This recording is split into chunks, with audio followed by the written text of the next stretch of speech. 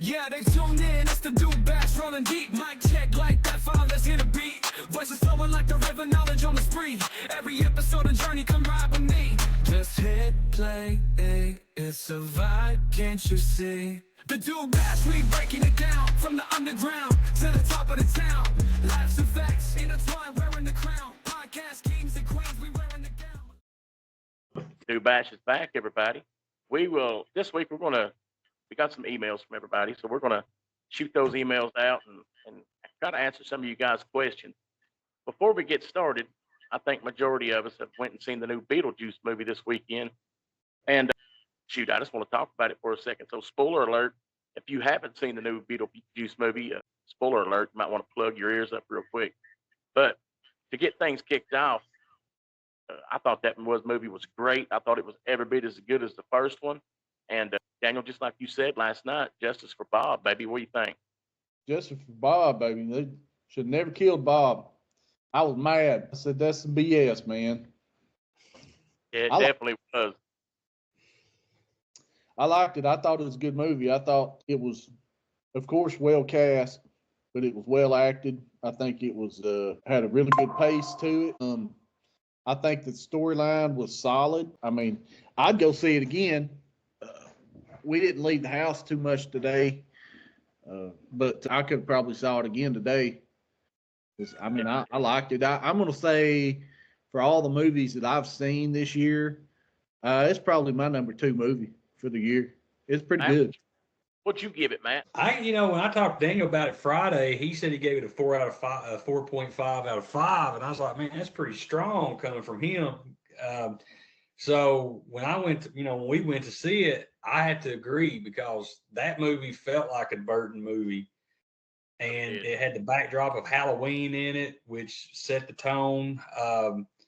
You had all the cast come back except for Jeffrey Jones and his child molestation convictions that they had to deal with. So I think they did that great. I think they did that really well, keeping him out. You know, the only thing about that movie that I didn't just love, okay, is the sandworm. Yeah. And why I say that is because in the original, the sandworm was a claymation, and it looks so Tim Burton. You know what I mean? And then in this one, it was CGI, and I was just like, man, if they would have had a claymation sandworm in that, dude, it would have been killer. Yeah, I was thinking that too. I think it was cool. I tell you what really got me when that movie first came on was the opening title when the Beetlejuice theme came on, but it was updated. Yeah. Yeah. I thought, man, that really that because I watched Beetlejuice the night before because I love Beetlejuice. It's like in my top 5. We've seen it twice last week. Yeah. So when you get into that new version of the Beetlejuice theme and it's going across the town, you're like, man, it's going to be a good movie. Right then, I think you knew it was going to be a good movie. Ryder was great. The storyline was really good. You had the sub story with the kid in that house that Astrid had gotten with. That was a huge twist I didn't see coming, which I think was great. It had all the visuals of a Tim Burton film. He used like 99% of that movie was practical effects with the skeletons on the keyboards and answering the phones. I love that. Keaton was great. And the thing about it is Keaton only had 17 minutes of screen time in this movie, and he had 17 minutes of screen time in Beetlejuice. Is that right? He seemed like it was more in it this time than he was in the other movie, but they said it was both 17 minutes because Keaton said he didn't want the movie to be about him. Well, that's what I was about to say. Felt like he was in this movie a lot more. But if it's only 15 minutes, that's impressive because it really felt like he was in the movie a lot more than 17 minutes. It did to me too, because the writers were saying how they staggered it to where you saw him more at smaller intervals, which made it feel like Keaton was in the movie more. But you think about that movie, you're doing 3 generations of the Dietz family, which I thought was really cool too. Catherine O'Hara, man, she was awesome in that movie. I thought Yeah, she was just great. yeah, she was. She was awesome in that movie, and doesn't look like she's aged hardly a day. And she's got to be like 79 years old or something like that. Yeah, she's getting up there. But I tell you what, I thought was awesome is we actually got some of Beetlejuice's backstory in that. Like you always wonder, where did this guy come from? What was he doing in his real life? But one thing I would like to wish they would have done was it explored, his his his wife's character. I forget what was her name, Dolores or something like that. She was an Yeah. awesome character, and I wish they would have done more with her in the movie because she was scary to look at, man. So she actually showed up in the first movie. It wasn't her. It was her finger when he's Yeah. standing at the altar with Lydia, and he pulls Really? the finger out and he's got the ring on the finger, and he says she meant nothing to me, nothing at all. That she, the woman that played her, was actually Tim Burton's significant other or something like that. Oh, Yeah. really? Yeah, Okay. they started dating like last year. Yeah. Yeah. They That started was- I think that if they showed him like what he was doing before he turned into Beetlejuice, they should have used Pete Davidson as the living version thing. I love those memes. But they're accurate though. Yeah, he looks just like him. He does as a living man. But I think that movie, and here's the thing about it. When you look at, especially, I know Daniel sees a lot and he has a bigger palette to discern from. But when I look at legacy movies like Ghostbusters, Frozen Empire, I thought it was a great entry into the Ghostbusters mythology. Thought that movie was fantastic. Deadpool and Wolverine, another good entry into the Marvel universe. And now you got another great movie with Beetlejuice. Beetlejuice. I don't know if you can consider it a franchise, but it was a great entry. I think Hollywood. I think they really have to go off. I think their lifeblood is going off the franchises because I don't think they can really do good movies much anymore without tying themselves to a franchise. I tell you, I was pleasantly surprised with this one because I usually go into a sequel with try not to get my hopes up, but I tell you, with this one, they captured the essence of part one, I think, in every way, and it just like Matt said, it had the whole feel of Halloween and just a Tim Burton movie. It was a good movie. Well, a job well done there, guys. Oh yeah, good movie. I think that was one of those movies that, definitely when it comes out on Blu-ray, as soon as it gets out, I'll have it because I can't wait to see the special features and the behind the scenes stuff because I think that movie that's probably been one of the best Tim Burton movies.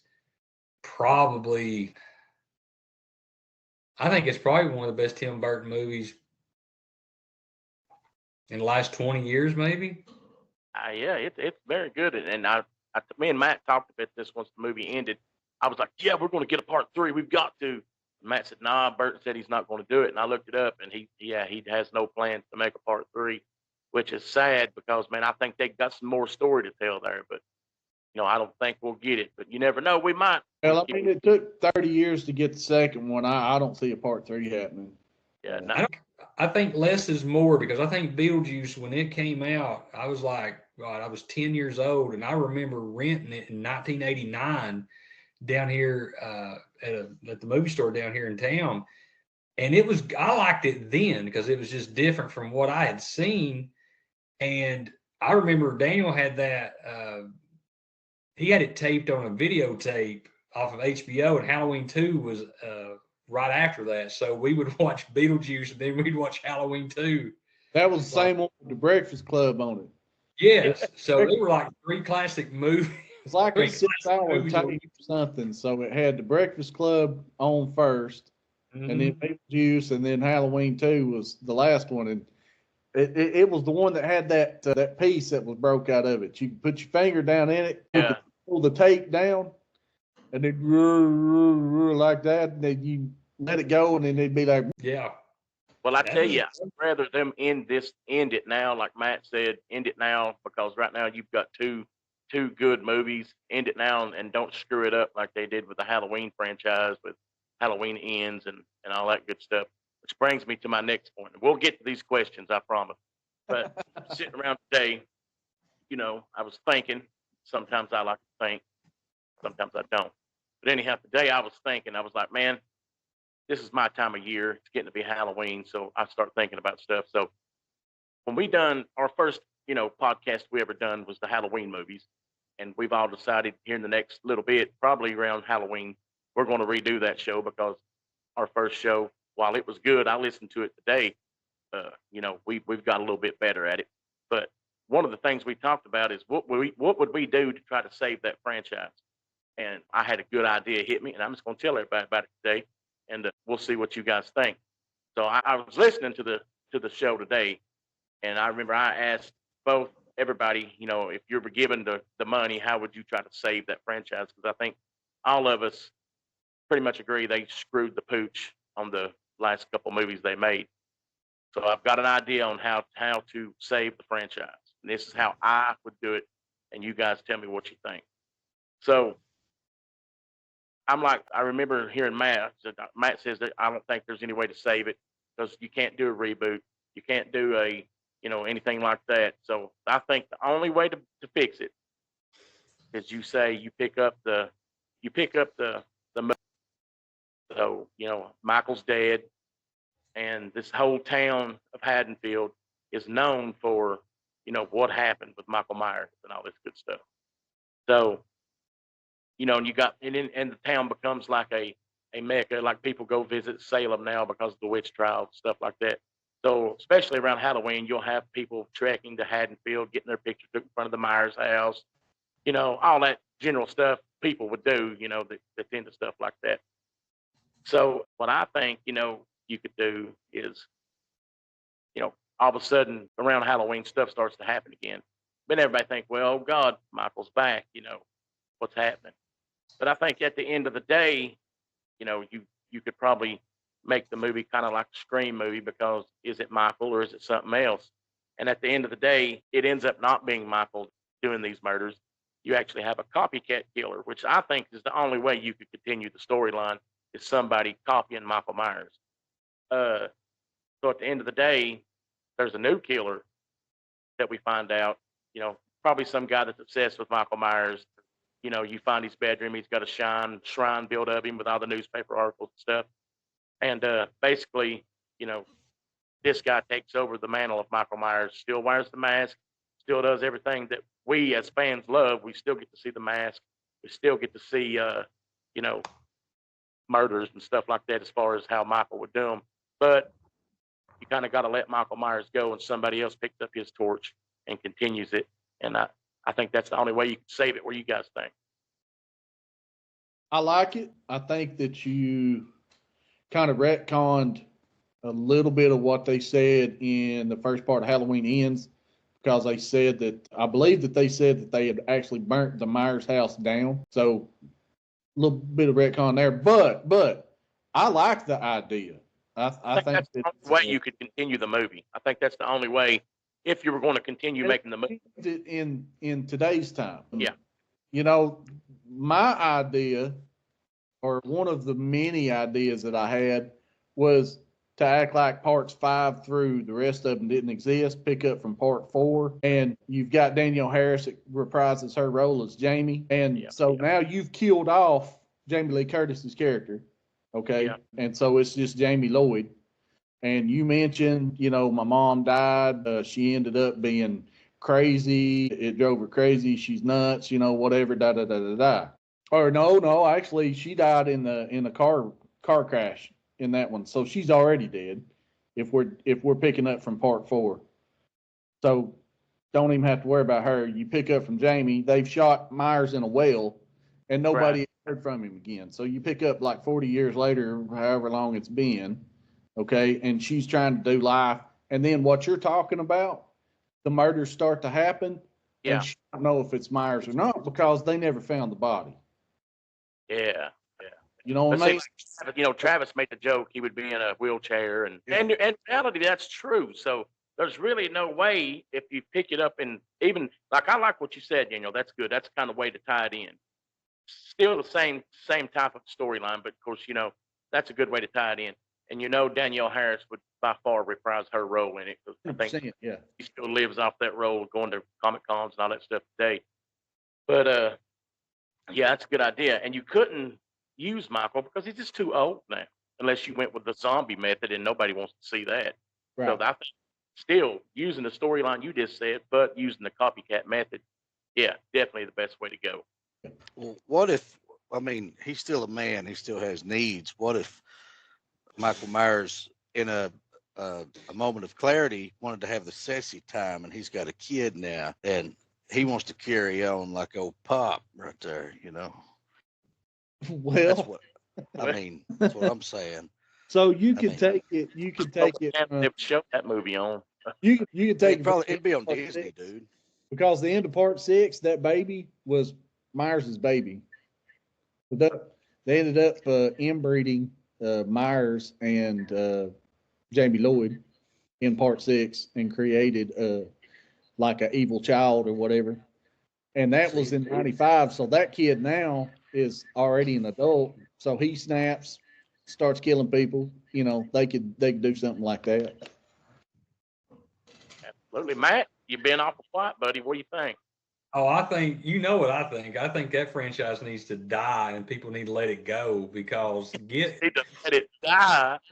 there's no way to fix it. There's no more reboots. There's no more. Let's get it into an alternate timeline where we're going to get rid of 4, 5, and 6, or 6, 7, 8, or whatever the hell. Let this franchise go because it's already splintered off into 3 different timelines. It doesn't make any sense anymore. There's like what, 14, 13 of them now. I mean, Well, here's the thing, though. I love them. I love the ones I like, but I don't want to ever see another Halloween movie the rest of my life. They're not going to let one of them go until there's something there to replace them. Right. And all those came out around the same time. You know what I'm saying? So they're it. They're their own little club. You know what I mean? I mean, until they get somebody to replace them, they're not ever going to. You know, they want that cash cow bringing in the money. We don't have They're- good slashers anymore. Yeah, they're never going to let them go until the money stops flowing in. And all I'm Unless you're Friday the 13th, where the courts make it to where they can't make anything. Well, Yeah. I think they were trying to. I think that they were trying to replace one of them with Jeepers Creepers. But come on, man, it's Jeepers Creepers. all I'm saying is by this is somebody's going to do it. We all know somebody's going to do this. I just say if you're going to do it, let's do it the best way possible. So, like Jeepers Creepers, this dude, he flies in from hell. He's got these big 30-foot wings. Let's go get this beat down truck and drive behind kids. Get out of here. Come on. He's got a personalized license plate. How does he get that registered, man? He couldn't have stole.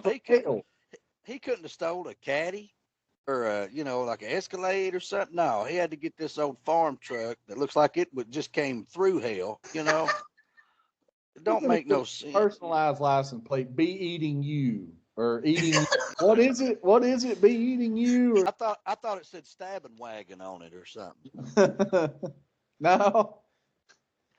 I'm just wanting to know how a demon from hell is going to register a truck.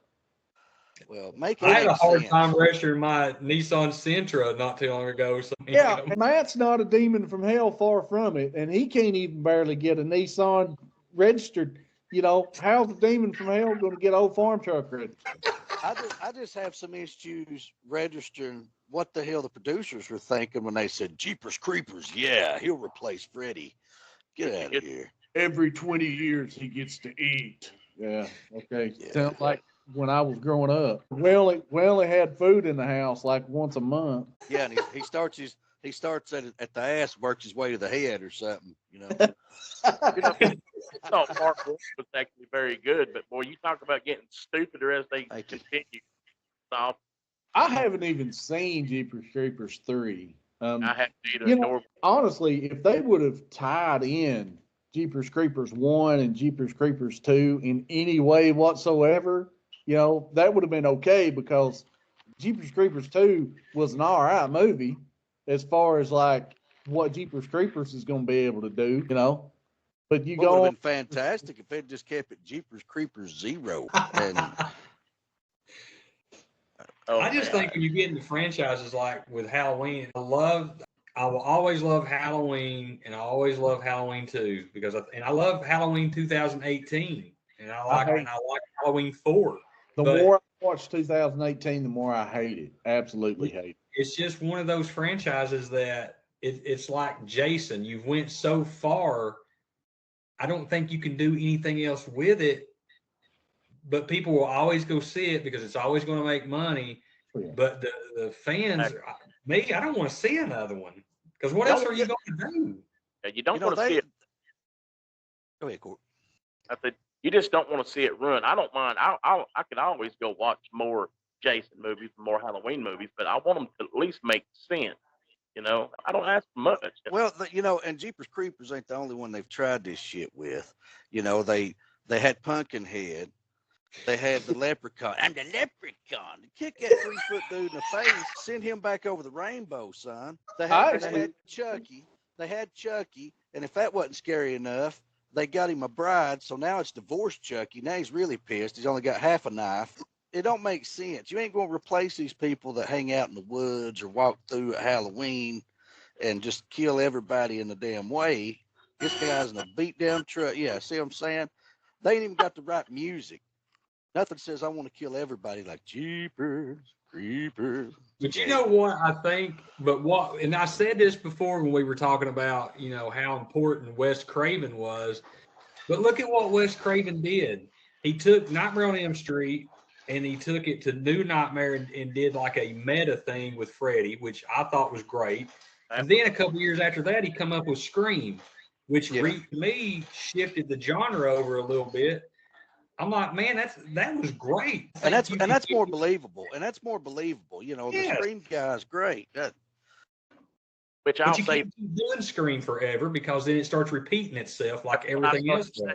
They are currently ruining Scream because they are just driving it into the ground. What are they up to? Scream 12 now, something like that. Yeah, that first one would have been great just all by itself, but you got to bring that money in, Listen, I'll say this: Scream 1, the opening scene, in my mind, is still one of the most iconic opening scenes to any horror movie that's ever been created.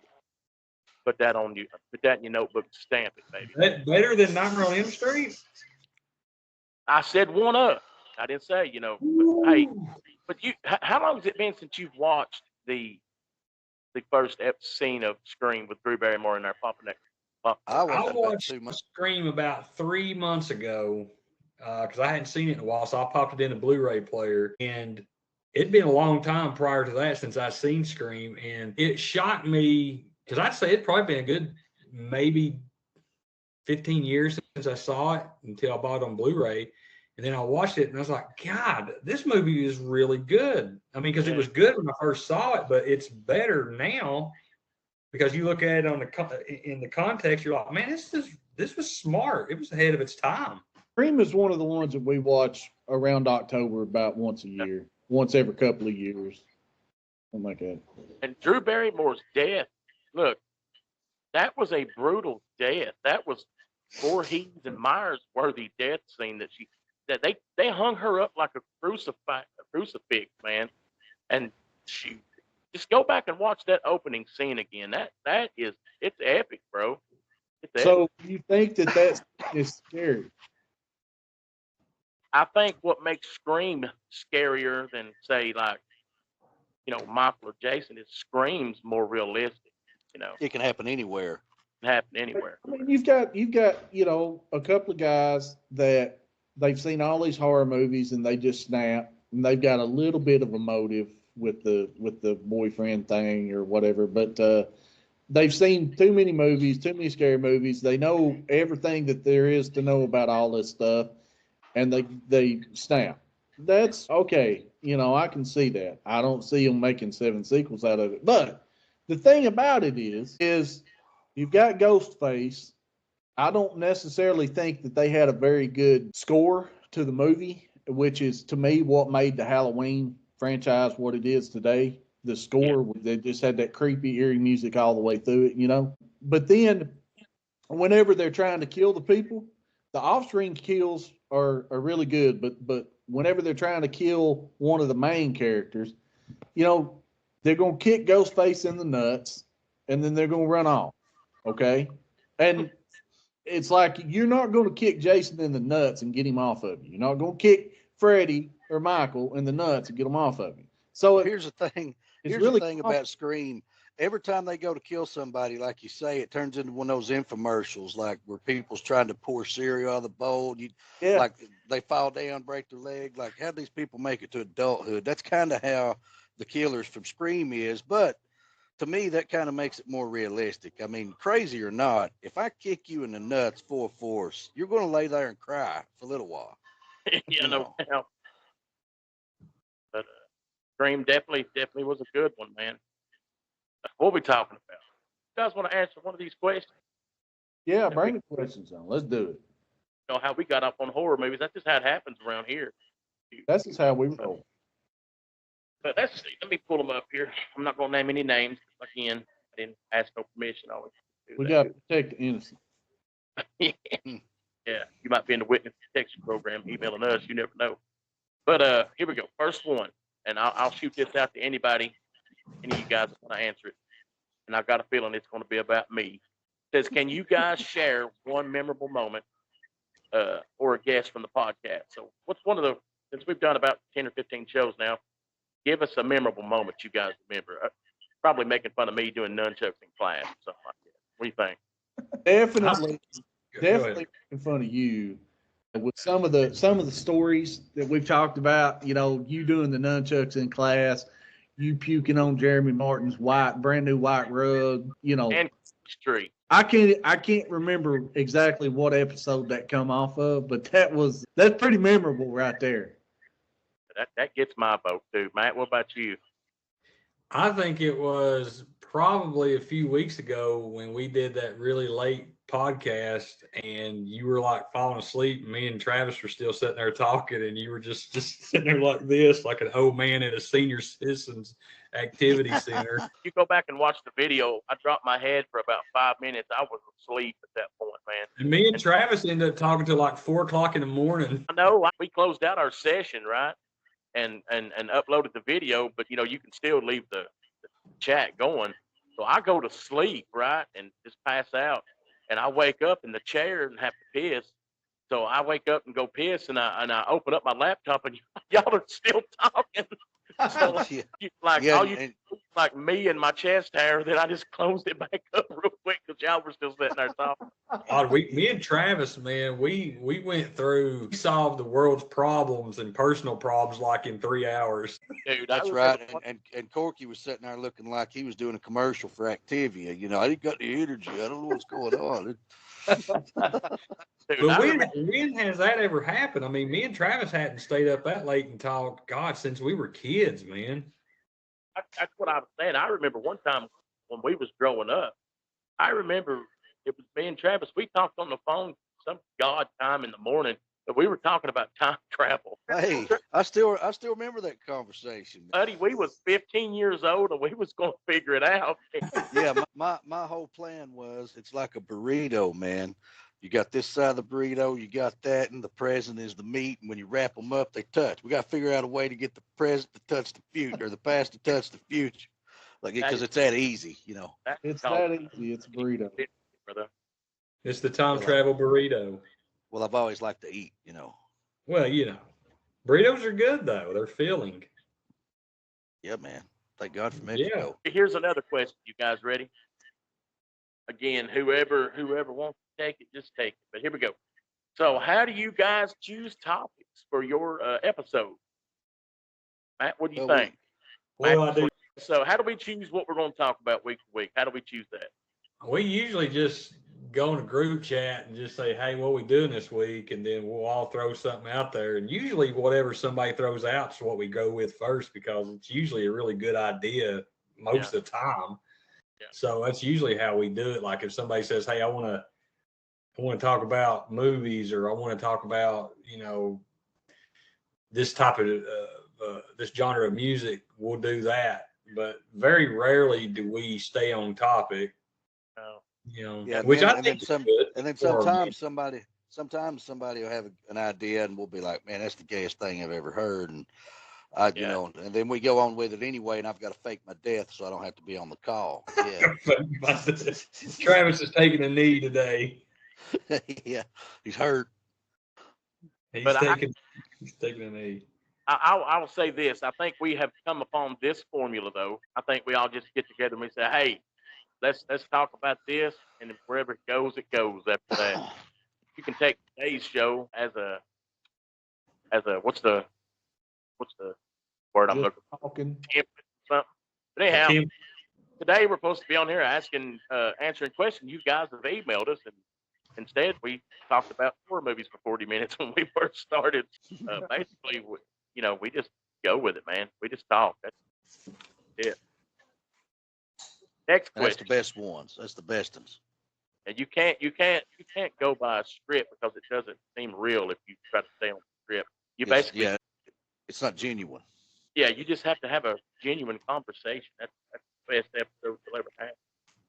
So, all right, what inspired you guys to start this podcast? Corky Yeah, got bored one time and was like, "Hey, I'd like to start a podcast." And we're all losers and we have nothing else to do. And we was like, "Cool." And here we are. yeah. You know, I remember the day Corky, he texts me and he says, "Hey man," and I was like, "What?" And he says, "Think about doing a podcast." And I was like, "Okay, cool." I thought it was just Corky, being Corky. So I just was like, "Okay." He'll forget it in a day or two. So I was like, "Yeah, I'll do it." But I didn't think he'd do it. And then he started talking about all this shit. And I was like, "Okay, he's going to do it." And then he started like talking about ideas. And I was like, "Okay, he's probably going to do it." And then he's like getting equipment and all this. I was like, "I think he's going to do it this time." What I find out what your friends really think about you when you start doing something like this with them. I found out that I'm the instigator that pushes everybody to do something they really don't want to do, but they do it anyhow. That's my role in this friendship. So the very first episode, one of your introductions or whatever, you kind of explained how this came about. And it's not just the podcast. There were a few times back when we were in high school, and then when I say few times, it was just a few times because every one of us worked about 35 hours a week and went to school on top of that. So we didn't have a whole lot of time to hang out once we all started working. But there were a few times that we were all off at the same time. And we would meet up in one of our driveways, but Matt's driveway or my driveway, or we'd be over at my grandparents' house or whatever. And none of us drank back then, except maybe Travis. drink. They didn't none of us drink back then, so we all had Mountain Dews, and that's what we drank the most of in high school. And I can't remember who it was that actually come up with the Dew Bash, but Matt started calling it the Dew Bash, and that's what we would call it whenever we would get together and hang out in one of our driveways, and we would just talk. But we didn't really, and it was just like what the podcast is now. We wouldn't even have a topic. There was always something that was either happened at work or happened at school or something else, and we would talk about it. And that's where the Dew Bash came from. Yeah, because I remember planning those.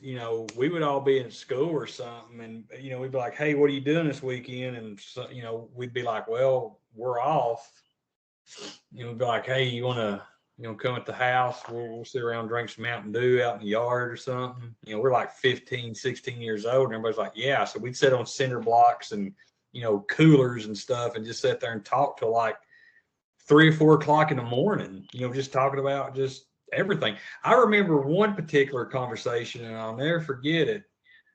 We was sitting under the walnut tree in my yard, like right there next to the street, and the street lights are on. It's like midnight, maybe 1:30, and we got in this really deep conversation about what it was going to be like when we're 30, and we were 16 at the time. And that conversation always resonated with me because we were sitting there thinking, what's it really going to be like, at 30? And we're sitting here making all these predictions and where we're going to be, what we're going to be doing, who we're going to be, it was so crazy. But do you guys think we hit the mark on that? No, I didn't know I what I was didn't. talking about when I was 16. I thought I was going to be a rock star, buddy. I know I didn't hit my mark. There ain't no telling what I said back then, but I guarantee you I wasn't right. I think the gist of it is that we all wanted to be successful. You know, we didn't want to end up like people we knew and stuff like that. And I think we did that. I think we actually did it before 30. You know, I think we all four accomplished, well, five including Dusty, we all accomplished a lot of stuff early. Well, I'll tell you this, and I've talked to Bree a few times about this. We had talked about, I'm not dating nobody at the time, and I don't have a girlfriend, this and that, whatever. And it's like, what if the girlfriend was right down the road and we didn't even realize it? We didn't even know it. Okay, so you fast forward 30 years, 35 years, however long that's been since me and Matt's had that conversation, and my current wife really was right down the road. And I think that is ironic because Well, I distinctly remember asking or telling Matt, wouldn't it be cool if, just 2 blocks away, my future wife is laying in bed, asleep right now? And she really was. Because And if you're in Polk County, your future wife is probably laying in the next room when you grow up. but no, what Daniel's talking about is synchronicity because Carl Jung said the same thing. Your lives, you cross people's paths and you don't know it at the time, but that's who you're going to be with. They're going to be a significant part of your life, and you cross paths with them. There's a guy I work with. He told me a story that he used to live in Massachusetts, and he went to this WWE event, and he said that they were shooting these shirts out of one of those big cannons. And he said, like 5 rows up, this girl got hit right in the face, like knocked her glasses off, broke them, whatever. And he was laughing the whole time. He's like, man, I feel so sorry for that girl. 3 years later, he meets a girl and they got to talking about their love of wrestling. And she told him a story about when she got hit in the face with a t-shirt can and it broke her glasses. And he's like, no way. I was at that event, and he starts talking about the town, and she's like, yeah, I was there. His future wife, who they've been married 15 years now, was sitting 5 rows from him, and they lived at separate ends of Massachusetts. That's pretty cool. Stuff like that, it's synchronization. When the universe finally lines you up, you don't know it, but it's like with Daniel and Bree. I know that story. And their lives have crossed paths a lot before they actually met and stuff like it, got married, stuff like that. So when you hear stories like that, it's synchronicity. Carl Jung I think it was 1920 had coined that phrase where he said that it's a supernatural thing that binds people together. And I really believe that. Yeah. And I don't know much about synchronicity itself, but I will say that it was very ironic that, I met her for the first time when I was 15. I was dating somebody else at the time. And we kind of introduced ourselves to each other, whatever, and we was friends. Okay. So we hung out for a year or two in the same friend group, okay, in high school. And then I move on to college. She's still in high school. And it's like, 10 years later, okay, all of a sudden she pops up at Denso. And I've been working at Denso for 10 years and she's working there. And so we're in the same department with different shifts, So, we're friends there. Yeah, I remember when you came down to the church, da-da-da-da-da, okay, cool. And you work with her in the same department for a year. Then she quits and gets another career, okay? And then it's 10 years or more again since I see her. So our life has been a series of, completely platonic. Hey, yeah, there you are. Okay, cool. You just walked into the same restaurant that I am. Okay. Now have a conversation, then you leave, and 10 years later, you might see them again. It's just been a series of coincidence meetups. That's basically how that whole thing is. Yeah. And of course, you can get more in depth than that, but I just think that ironic things like that happen, and I think it's pretty cool. Yeah, I think about it the same way, man. Like while we're talking about all this, my wife was born in Cincinnati, Ohio, right? And lived, 6 hours away for her whole life. And then, for some reason they moved to Inglewood, Tennessee. How does that even happen? And I would have never met her if I hadn't just taken a left on Gerald Street one day. That's I just remember that. crazy. Things work out. Yeah, man. But Parents it's love crazy you. when you think about it, how life is, it ain't coincidence. It's meant to happen a certain way, and I really believe that. I think that, it's like me and Daniel growing up next door to each other. How much differently with our lives would have been had we not lived next door to each other. A lot different. Little things like that get, change the direction of the flow of the water. So there's no telling, man. If I hadn't met Corky or met Travis, that changes the dynamics of my life. Something small, but it's not small when you look at it in the whole grand scheme of things. We were all meant to be friends at this point still. And if you change one little thing, it's like the butterfly effect. Everything changes. Right. Right. Yep, that's true, man. Let me see if I can find us another question to answer. Okay. I lost my email list. So here we go. Are there any upcoming episodes that you're excited about? Well, I'll start off with this one. Everybody knows I'm excited about any type of ghost show or paranormal show or anything like that. And we've decided to start an ongoing series of shows, and we're going to call them the Campfire Tales shows. Every time you see an episode come out that's titled Campfire Tales, it'll just be us talking about ghost stories or, something else like that. So I'm thinking we've got one of those planned next week, and I'm looking forward to that. What about you guys? Yeah, I look forward to anything supernatural. The October shows, the September shows that we've got, that we hadn't necessarily talked about the lineups for everything that we're doing definite, but I know that we've got we're going to be talking about horror movies. We're going to be talking about horror shows. We're going to be talking about, horror books and ghost stories and everything. And, that lineup right there coming for the next, probably 6 or 8 weeks. I'm looking forward to that because that's my bag. That's what I like to talk.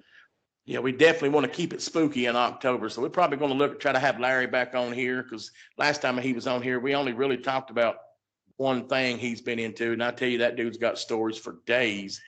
So we'll try to get Larry back on here, and we'll try to figure some other stuff out. But yeah, we got some good shows planned on coming back. I think that's about it. Anything else you guys want to talk about tonight before we cut out of here? So next week, when we go next week, and we're talking about them horror stories or whatever, what exactly, let's give the people a preview of kind of what we're talking about. And it's more for me to figure out what I'm going to do. What do you got planned, Corky? Well, I'll just tell everybody, here's my idea for the Campfire Tale shows. Basically, you can talk about whatever you want to talk about. I just want each one of us to have, like for me, I may tell about the legend of Brock Holler here in Inglewood, something like that, or the legend of Tin Can Holler. Matt may talk about something that's happened in his house, or Daniel, you may talk about something that's happened at, your mom's house or something like that. It's really anything we want to talk about, but, we'll talk about it. Then we'll discuss it, and then we'll just go with it like that. And the story I'm going to talk about is before I realized I was fat. I got out of the shower, walked by the mirror, and I thought there was somebody behind me. It was my ass. Let me tell you, that is terrifying. Yes. Hey, for me, too, I was like, what's this hairy beast doing behind me? God, what is that? It smells like shit. What's going on? But I tell you guys, another good show, and anybody that's listening to this, email us your stories too, man, and we may read those off on the show, because that's another good type of show we can do, where we just read out some of you guys' story, and you can email that at thedobash@outlook.com. Definitely want to hear some of you guys' ghost story, because I know everybody's got a ghost story.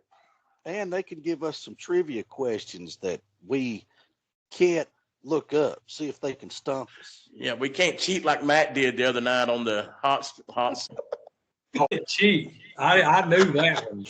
We'll show her hands while we're answering. Yeah. There. Well, I hey, knew I that. gotta.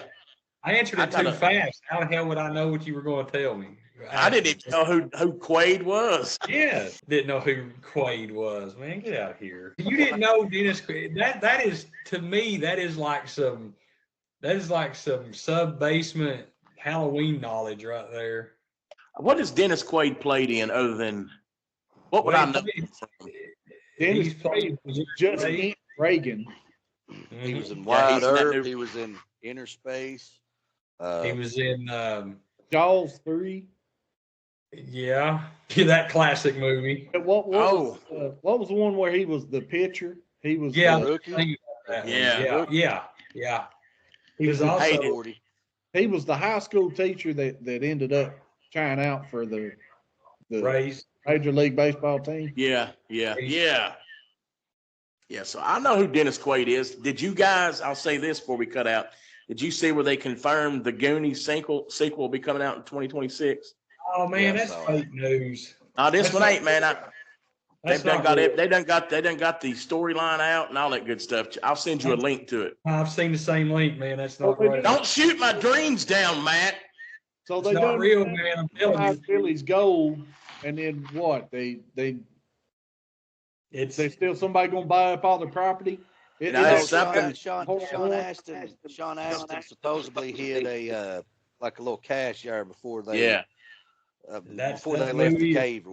that movie is not going to happen. That is fake news. Hey man, That's I almost hope like this- DJ listen, Qualls playing Freddy Krueger. They kept floating around for like Hey. 6 months. Everybody's like, "Oh my God, he's going to be the next Freddy Krueger," and I'm like, "Bitch, this ain't real. It's on Facebook." listen, Matt. Please let me we- prove him wrong.